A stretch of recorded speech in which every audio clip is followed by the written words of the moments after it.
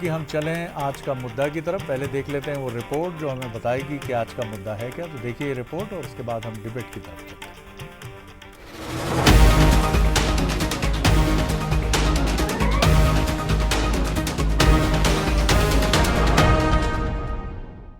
बहुत जरूरी है कि हम इस सनातन धर्म के साथ चलें। योगी जी ने सही कहा है, बटोगे तो कटोगे।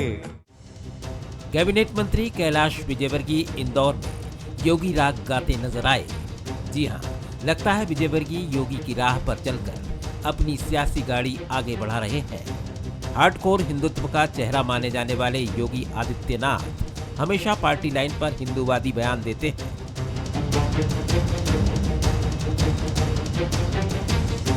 कैलाश ने देश की बदलती डेमोग्राफी का मुद्दा उठाते हुए कांग्रेस पर तुष्टीकरण के भी आरोप लगाए। कुछ वक्त पहले यूपी के सीएम योगी आदित्यनाथ ने बटोगे तो कटोगे की आवाज बुलंद की थी। 25 साल बाद हमारे बच्चों के लिए बहुत खतरा है। जिस प्रकार देश की डेमोग्राफी बदल रही है और जिस प्रकार कुछ राजनीतिक दल तुष्टीकरण की नीति के कारण देश में अशांति फैलाने वाले लोगों को संरक्षण दे रहे हैं, बहुत जरूरी है कि हम इस सनातन धर्म के साथ चलें। योगी जी ने सही कहा है, बटोगे तो कटोगे। बंटे थे इसलिए कटे थे।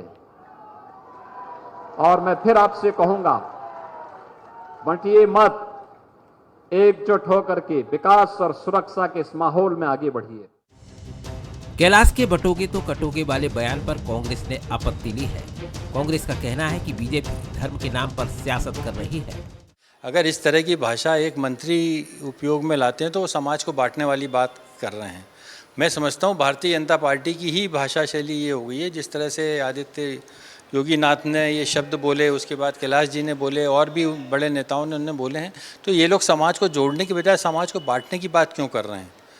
क्या यही देश के भविष्य को समझाना चाहते हैं? आने वाले बच्चों को, आने वाली पीढ़ियों को यही बात समझाना चाहते हैं कि हमें विभाजित करके राजनीति करना है? नवरात्रि में गरबा को लेकर लगातार गदर देखने को मिला। नाम बदलकर पंडालों में पहुंचे गैर हिंदुओं को हिंदूवादी संगठनों और लोगों के गुस्से का सामना करना पड़ा। इन सबके बीच बटोगे तो कटोगे जैसे बयान चेतावनी है या फिर सियासत, ये तो जनता जनार्दन को ही तय करना है।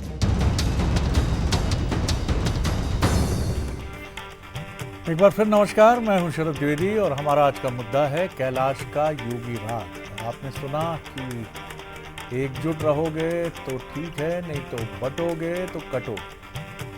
अब इसके मायने तलाशे जाएं तो बड़े व्यापक हैं और अगर तर्क से इसके विश्लेषण की बात की जाए तो ये भी कहा जा सकता है वहाँ भी बहुत सारी दलीलें हैं। पहले देख लीजिए बंसल न्यूज़ के सुलगते हुए सवाल क्या है। क्या कैलाश विजयवर्गीय योगी राग के जरिए हिंदुत्व की छवि को मजबूत करना चाहते हैं? क्या तुष्टीकरण के आरोप लगाकर बीजेपी हार्डकोर हिंदुत्व के मुद्दे की तरफ फिर बढ़ चली है? क्या सियासी बयान गंगा जमुनी तहजीब के ताने बाने को प्रभावित करते हैं? ये 3 सवाल हैं और मिलिए हमारे आज के मेहमानों से। आनंद जाट जी हैं, प्रवक्ता हैं, युवा नेता हैं, लेखक हैं। बहुत स्वागत करता हूं आनंद जी आपका। डॉक्टर दुर्गेश केशवानी जी हैं, प्रवक्ता हैं भारतीय जनता पार्टी के, हमारे साथ रहेंगे, उनका बहुत स्वागत है। और जय नागड़ा जी हैं, वरिष्ठ पत्रकार हैं, राजनीतिक विश्लेषक हैं।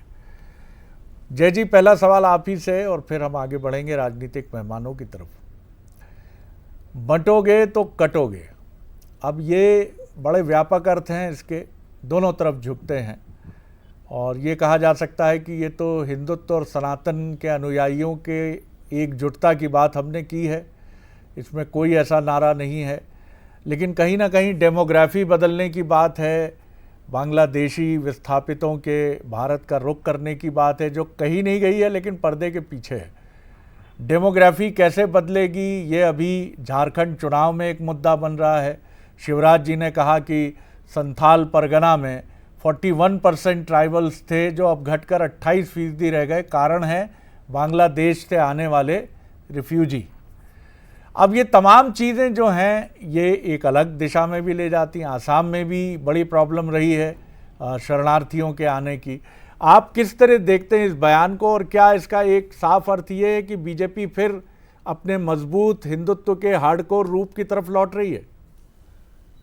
शरद जी, ये बात बिल्कुल सही है कि इस बयान को यदि हम व्यापक अर्थों में देखें, यदि हम देश के अर्थों में संदर्भ में देखेंगे, तो आप देश को बंटने न बंटने की बात कर रहे हो, तो ये फिर आप पूरे सकल देश की बात कर रहे हैं, तो इसको तो स्वागत योग्य माना जाएगा। लेकिन ये एक पार्टी का बयान है जो हिंदुत्व को संगठित करने की बात कर रही है, अपने वोट बैंक को संगठित करने की बात कर रही है, तो निश्चित रूप से उसकी चिंता उस वोट बैंक को न बंटने देने की है। और यहाँ पर जो हो रहा है चाहे तो ये बिल्कुल स्पष्ट है कि बीजेपी अपने उस हार्डकोर हिंदुत्व की तरफ ही लौट रही है। और चूंकि हरियाणा में भी जो जिस तरह का शुरुआती पहले संकट दिखा और फिर बाद में, तो कहीं ना कहीं पार्टी को लगा कि अभी तो यही उसका कारगर है हथियार और उसको ब्रह्मास्त्र की तरह उपयोग में करना है। तो मुझे लगता है कि अभी वो उनका ये जो प्रयोग है वो अभी सफल हो रहा है, तो निश्चित रूप से उसी को दोहराया जा रहा है। और यही योगी जी इसी पे जा रहे हैं, या असम में भी उसी दिशा में बात हो रही है, और निश्चित रूप से उसी का अनुसरण कैलाश जी करते हुए देख रहे हैं। जो चिंता है वो समाज के बंटने से ज्यादा वोट बैंक के बंटने की है, मुझे लगता है। लेकिन आज आप देख रहे हैं जय जी, खैर मैं दूसरे राउंड पे आऊँगा, ये बड़ा इंपॉर्टेंट सवाल है। बहरहाल आनंद जी की तरफ मैं चलता हूँ। आनंद जी, कैसे देखते हैं आप, बटोगे तो कटोगे, कांग्रेस का कहना है कि विभाजनकारी टिप्पणी है, बयान है, देश को बांटने वाली सोच है, कैसे देखते हैं, कांग्रेस कैसे देखती है? जी, संविधान की प्रस्तावना कहती है शरद जी कि हम भारत के लोग भारत की एकता और अखंडता को बढ़ाने वाली बंधुता के लिए आज इस संविधान को आत्मार्पित करते हैं, अधिनियमित करते हैं। तो जब इस तरह की बात संविधान कहता है और कोई नेता आकर ये कहता है कि बटोगे तो कटोगे, तो मैं समझता हूँ कि संविधान की जो भ्रातृत्व की, बंधुता की जो भावना है उसका अपमान होता है। और अगर डेमोग्राफी की 25 साल बाद की बात करें तो ऐसे लोगों के बारे में गोस्वामी तुलसीदास जी ने एक चौपाई लिखी है, झूठई लेना झूठई देना, झूठई भोजन झूठई चबेना। ये डेमोग्राफी की जो बातें आई हैं, मैं समझता हूँ कि भारत में जो आखिरी जनगणना हुई है वो 2011 में हुई है। तो या तो कैलाश जी बताएं कि ये डेमोग्राफी के आंकड़े उनके पास कहाँ से आ गए हैं जो 25 साल आगे की कहानी बता रहे हैं। और आपने बहुत अच्छे से इंगित किया कि जो बांग्लादेश के जो शरणार्थी हैं या जो घुसपैठिए हैं, तो क्या कैलाश जी ये कहना चाहते हैं कि जो प्रधानमंत्री नरेंद्र मोदी के नेतृत्व में भाजपा की केंद्र में सरकार है वो ठीक से काम नहीं कर रही है, या अमित शाह जी का जो गृह मंत्रालय है वो आंतरिक सुरक्षा में नाकाम हो चुका है? तो ये तमाम सारे प्रश्न इसमें आते हैं जो उन्होंने कहा है। और मैं समझता हूँ ये विभाजनकारी जो बयान है वो बयान ऋग्वेद के उस सूक्त के भी खिलाफ है जो कहता है संगच्छध्वम संवदध्वम संवो मनांसि जानताम देवा भागम यथा पूर्वे संजानाना उपासते, कि हमारी आवाज़ एक हो, हमारे स्वर एक हो, हमारी दिशा एक हो, हम एक दिशा में चलें, हम सब मिलकर रहें। तो क्यों एक से दूसरे को लड़ाने की, विभाजन की राजनीति आज खेलने की ज़रूरत पड़ रही है? और कौन तुष्टिकरण कर रहा है? अगर 10 साल से भाजपा की सरकार है और तीसरा टेन्योर भी केंद्र में मिल गया है, तो तुष्टिकरण की कहाँ बात आ गई है? आपको जनादेश मिला है, कुछ वादे जो आपने अपने घोषणा पत्र में किए हैं उन्हें पूरा करने के लिए, उन्हें पूरा कीजिए। मध्य प्रदेश में और देश में आज ग्लोबल हंगर इंडेक्स की रिपोर्ट आई है शरद जी। मध्य प्रदेश में 13.7% बच्चे कुपोषित हैं देश में, मध्य प्रदेश कह रहा हूं।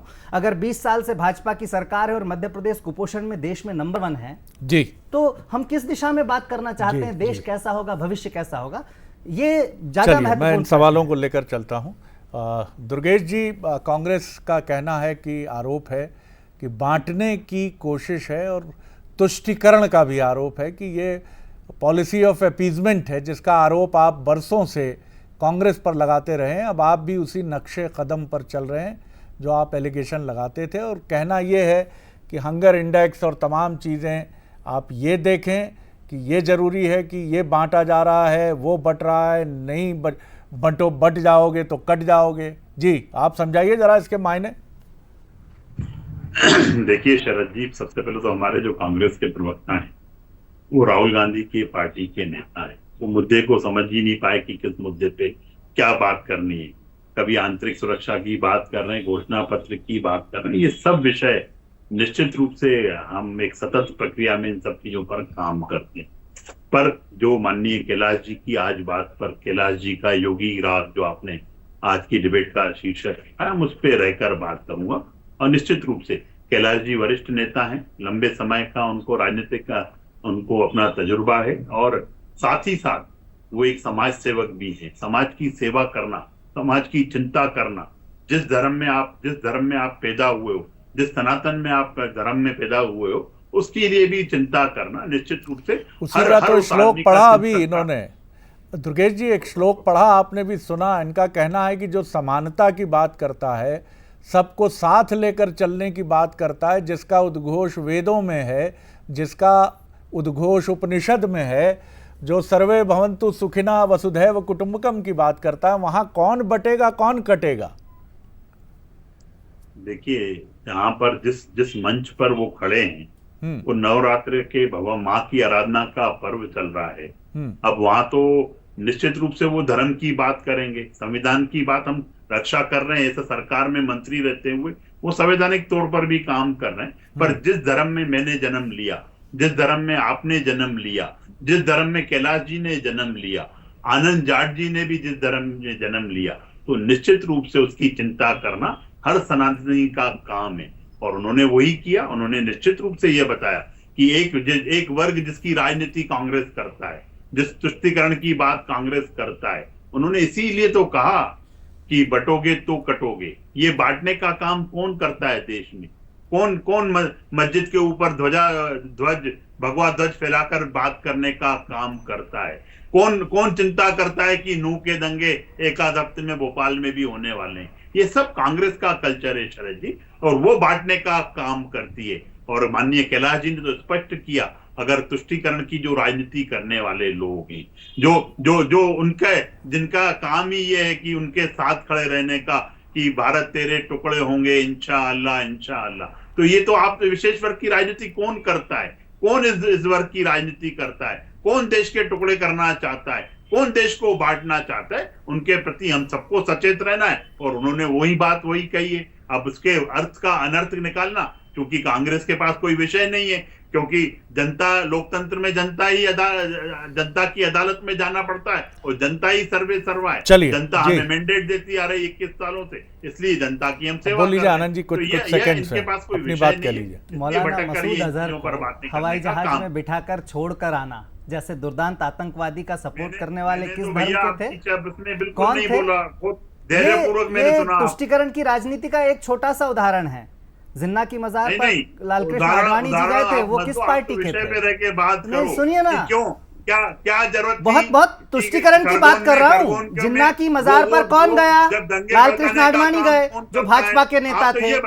लाल किले पर हमला हुआ, संसद पर हमला करने वाले कौन थे? वो जिन्हें भाजपा की सरकार ने हवाई जहाज में बिठाकर काबुल और कंधार छोड़कर आए थे। तो भाजपा की सरकार एक तरफ जो है, चलिए के साथ विषय से हटेंगे तो बटेंगे। भाई अरे ये नया नारा बोल गया।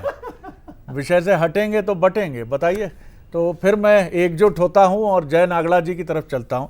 देश की दो प्रमुख पार्टियां जय जी, बीजेपी और कांग्रेस, और कांग्रेस का कहना है जातिगत मतगणना, यही वो कुंजी है जो देश को आगे ले जाएगी। समीक्षक मानते हैं कि जाति की राजनीति मजहब की राजनीति के इक्वली है या उससे भी अधिक भयानक है। आखिर हम किस मुहाने पर खड़े हैं? कांग्रेस का आरोप है धर्म की राजनीति, बीजेपी का आरोप है जाति की राजनीति, और ये दोनों राजनीति क्या देश हित में है? शरद जी, बिल्कुल सच बात है। इस समय सारी पार्टियां, मैं केवल कांग्रेस बीजेपी की बात नहीं करूंगा, सारी पार्टियां केवल उनकी चिंता अपनी पार्टी है, कैसे सत्ता में वापसी हो, कैसे सत्ता में आए, और देश की चिंता नहीं है। और इसीलिए मैं बहुत खिलाफ हूं वो सारी मुफ्तखोरी की योजनाओं के, वो सारी योजनाओं के जो कैसे करके आपके वोट बैंक को मजबूत कर।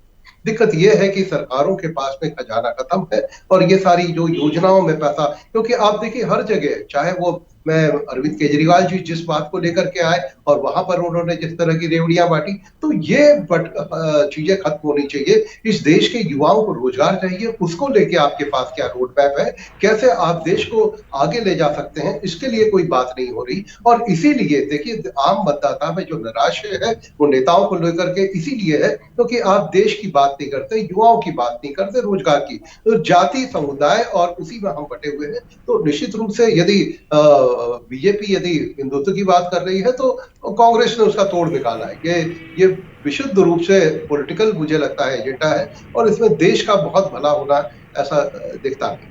जी आनंद जी, सवाल यही बड़ा प्रमुख है कि राजनीति कौन सी देश के हित में है। दोनों ही दल कहते हैं हमारी राजनीति की शैली, हमारी विचारधारा देश के हित में है। जनता समय समय पर भरोसा भी करती है। आप 40 साल शासन में रहे, अभी भी कुछ राज्यों में आपकी सरकार है, इस बार लोकसभा में भी आपका प्रदर्शन ठीक रहा। लेकिन ये राजनीति कहाँ ले जाकर छोड़ेगी? एक तरफ जाति की बात है और एक तरफ जैसा कांग्रेस का आरोप है धर्म की बात है।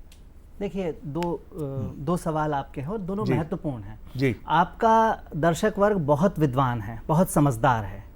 उसे मैं केवल एक सवाल पूछना चाहूंगा कि जब दंगा होता है तो उससे फायदा किसे होता है? तो दंगे वाली भाषा कौन बोलता है? हम तो नहीं बोलते क्योंकि हमें फायदा ही नहीं है, उससे भाजपा को फायदा होता है। अब बात रही जातिगत जनगणना की, तो जातिगत जनगणना हो सकता है जय नागरा जी मेरी बात से असहमत हों, आप भी असहमत हों, और भी लोग होंगे मेरी बात से असहमत, लेकिन जातिगत जनगणना आज की जरूरत है। आनंद जी, लेकिन आप सहमत भले ही ना हो, लेकिन लोकसभा चुनाव के समय बीजेपी के कुछ नेताओं ने जरूर बात की जिनका कोई पॉलिसी डिसीजन में महत्वपूर्ण रोल नहीं है। उन नेताओं ने कहा कि संविधान बदला जाएगा। चंद थे, मुट्ठी भर भी नहीं होंगे, लेकिन किसी बड़े नेता, अमित शाह जी ने नहीं कहा, प्रधानमंत्री ने नहीं कहा, जेपी नड्डा ने नहीं कहा, लेकिन आपका इंटरप्रिटेशन था संविधान बदला जाने वाला है, संकट आने वाला है, बीजेपी जातिगत जनगणना नहीं चाहती है। अच्छा, आपको क्या लगता है कंगना रनौत जी जब बोलेंगी तो वो पार्टी की इशारों पर नहीं बोलेंगी? कोई भी छोटा सा बच्चा भी इस बात को समझता है कि कई मुंह से जो है भाजपा काम करती है। ऐसा नहीं, कई मुंह से जयराम रमेश जी भी कुछ बोलते हैं, पार्टी कहती है उनका व्यक्तिगत बयान है। दिग्विजय सिंह जी के लिए अनेकों बार पार्टी, ऐसा नहीं है। नहीं, मैं उसी मुद्दे पर आता हूं। अब आप देखिए कि एक तरफ राजनीति हुई एक जाति विशेष और एक बाकी जातियों को उस जाति के खिलाफ इकट्ठा करने की, अभी हरियाणा की बात है। तो वो जो किसान आंदोलन की बात जो भाजपा की सांसद ने कही, वो हो सकता है उसको निचले स्तर पर प्रचारित प्रसारित किया हो कि हम ये लाने वाले हैं तो आपको डरना नहीं है। तो कंसोलिडेट करने के लिए तो ये कहा जाता है, और प्रधानमंत्री खुद राष्ट्रीय मंच से जब ये कहते हैं कब्रिस्तान और शमशान जैसी विभाजनकारी बातें। खैर, इससे अलग मैं बात करता हूं। मैंने जो किताब लिखी उसमें भी मैंने ये बात कही है कि एक ऐसी स्थिति शासक के लिए अच्छी होती है जिसमें जनता का वर्ग विभाजन हो। कैसा कि छात्र पिटे तो पुलिस खुश, पुलिस पिटे तो वकील खुश, वकील पिटे तो कर्मचारी खुश, कर्मचारी पिटे तो किसान खुश, किसान पिटे तो कोई और खुश। तो जनता के ही एक वर्ग से दूसरे वर्ग को लड़ाने की राजनीति कौन कर रहा है? भाजपा कर रही है। ये बहुत सीधे तौर पर दिख रहा है। और जातिगत जनगणना, आज अमृत महोत्सव वर्ष में है हम आज़ादी के, उसके बाद कई लोग हैं जिन्हें आर्थिक संसाधनों में हिस्सेदारी नहीं मिली जिसके वो हकदार थे। जातिगत जनगणना केवल चुनावी मुद्दा नहीं हो सकता है, वोट का मुद्दा नहीं हो सकता है। देश में समानता लाने की, सामाजिक न्याय की एक पहल के तौर पर इसे देखना चाहिए, और हम इसके लिए कई चुनाव कुर्बान करने को तैयार हैं। दुर्गेश जी, सवाल एक ये भी है इन तमाम बिंदुओं के बीच में कि 20 करोड़ से ज़्यादा जो अल्पसंख्यक आबादी है, मुस्लिम आबादी है, इस आबादी को बीजेपी साथ लेना चाहती है। अल्पसंख्यक मोर्चा है आपका, संघ से इंद्रेश जी ने गठित किया है राष्ट्रीय मुस्लिम मंच, और तमाम आपकी कोशिशें हैं। आप मुख्तार अब्बास नकवी और तमाम लीडर रहे, आरिफ बेग रहे हैं भोपाल से, सिकंदर साहब का नाम याद मुझे आता है, और तमाम बातें। लेकिन एपीजे अब्दुल कलाम एनडीए की सरकार के समय ही राष्ट्रपति रहे हैं। आखिर इनको साथ लेकर चलना भी एक, मैं ये नहीं कहूँगा कि लोकतंत्र और संविधान तो कहते ही हैं अपनी बात, लेकिन राजनीतिक समीकरण भी कहते हैं कि अगर कांग्रेस से अनुसूचित जाति वर्ग नाराज हुआ तो वो पीछे उतरी। आपको भी इन 20 करोड़ लोगों को टिकट्स में, पार्टी में और आगे स्थान तो देना पड़ेगा। आप उन्हें अलग करके सियासत कैसे करेंगे? देखिए शरद जी, हमने कभी अलग करने की किसी को बात नहीं की है, क्योंकि अगर हमारी सरकारें माननीय मोदी जी के मूल मंत्र पर काम करती हैं, जो स्पष्ट रूप से बताता है कि सबका साथ, सबका विकास, सबका विश्वास ही हम सब लोगों को साथ लेकर चलने का काम करते हैं। हमारी अगर उज्ज्वला योजना में अगर सीता को कनेक्शन मिला है तो सलमा को भी मिला है। हमारे PMY मकान में अगर राम को मकान मिला है तो रहीम को मकान देने का काम किया। हम भेदभाव करने का काम नहीं करते हैं। हम तो आप एक जातिगत की भी बात कर रहे थे, जातिगत जनगणना, तो माननीय प्रधानमंत्री जी ने तो स्पष्ट कर दिया, एक शब्द दिया उन्होंने, ज्ञान, गरीब, युवा, अन्नदाता, नारी, ये इन चीजों को उत्थान के लिए हमारी सरकारें काम कर रही हैं और हम सतत करते रहेंगे। पर हमारे अभी मित्र बोलकर बैठ रहे थे कि दंगा कौन फैलाता है, दंगे से किसको फायदा होता है, तो ये माननीय दिग्विजय सिंह जी से जाके पूछिए, जो मस्जिद के ऊपर भगवा ध्वज दिखाकर कोट कर ट्वीट करने का काम करते हैं। दंगे से किसको फायदा है? नूह की उनको पहले ही चिंता हो जाती कि नूह जैसे दंगे भोपाल में होंगे, दिग्विजय सिंह जी पहले ही उसको फोरकास्ट कर देते हैं। तो मुझे लगता है कि ये इस तरह की बातें कर समाज में विघटन लाना, समाज को बांटने का काम, जो माननीय कैलाश जी ने कहा है कि बटोगे तो कटोगे, निश्चित रूप से ये बांटने को, हर आदमी को बांटने का काम जो कर रही है वो कांग्रेस कर रही है शरद जी, और ये दोनों ही हमेशा ही देश को बांटते हैं। जब वक्त नहीं है दुर्गेश जी, वक्त नहीं है, लेकिन मैं फिर आप दोनों को धन्यवाद दूंगा कि बड़ी संजीदा आपने एक बहुत संवेदनशील विषय पर आप दोनों ने मर्यादा और तर्कों के साथ ही बात करने की कोशिश की है, क्योंकि देखिए ये बहुत महत्वपूर्ण है। जैसा उत्तर प्रदेश में एक पार्टी का नारा था जो जाति की राजनीति का आरोप जिस पर लगता है कि तिलक, तराजू और तलवार, आगे मैं नहीं बोलूँगा, तो क्या ये बांटने की राजनीति नहीं थी? क्या ये समाज के एक वर्ग को अलग करने की राजनीति नहीं थी? जी बिल्कुल, बोल लीजिए, कुछ सेकंड है। कांग्रेस ने कभी भी इस तरह की राजनीति नहीं की। ठीक है, कांग्रेस ने हमेशा ये कहा कि दलितों को, आदिवासियों को हक मिलना चाहिए, आज किसी और का छीना नहीं जाएगा। आज भी गर्भों में जो कुछ लोग पकड़े जा रहे हैं वो सिर फिरे हैं, वो किसी जाति के नुमाइंदे नहीं हैं, वो उनका नाम ही सिर फिरे हैं, और ये सिर फिरे ये पूरी दुनिया में पाए जाते हैं। लेकिन इनको किसी भी वर्ग पर चस्पा कर देना, तिलक, तराजू और डैश डैश डैश, और इनको इन सिर फिरों को कि ये एक पूरी कौम, एक पूरी कम्युनिटी की नुमाइंदगी करते हैं, ऐसा करना ठीक नहीं होगा। जैसा कई बार मनुवादी संस्कृति को लेकर आरोप लगे हैं, तमाम बिंदुओं को लेकर, ये मत करिए साहब। ये सनातन परंपरा बड़ी अद्भुत है। यहाँ कहा जाता है क्राइस्ट भी कश्मीर आए, यहाँ तमाम मुस्लिम पैगंबर और सूफी संत भी यहाँ रहे, और सब इस सनातन की छाया में आगे बढ़ते चले गए और इसे अप्रिशिएट करते चले गए। यही हमारी ताकत है, यही हमारी शक्ति है। आप तीनों का बहुत बहुत धन्यवाद।